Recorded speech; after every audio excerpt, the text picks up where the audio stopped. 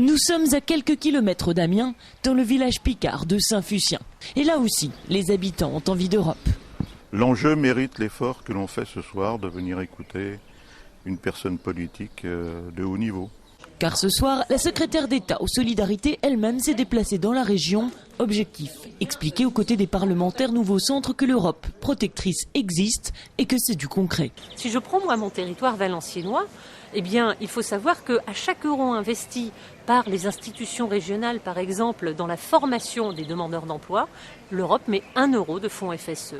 Il faut savoir que sur, par exemple, le réaménagement de nos zones d'activité économique, là aussi, l'Europe a été au rendez-vous en nous donnant des aides à l'investissement. C'est le rôle des fonds structurels européens. Valérie Létard insiste, ce sont eux qui, entre autres, nous aideront à sortir de la crise. Et les avancées en matière de solidarité sont nombreuses. C'est encore l'Europe et sa lutte contre les discriminations qui a par exemple inspiré la loi française sur le handicap passée en 2005. Mais la crise a frappé fort et les députés tiennent à rappeler l'ampleur de son impact sur l'emploi. Vous savez qu'on est pratiquement à 17% de chômeurs de moins de 25 ans, que l'année prochaine on pourrait arriver à 25%, ce qui est considérable. Et je crois que l'Europe protectrice est une nécessité.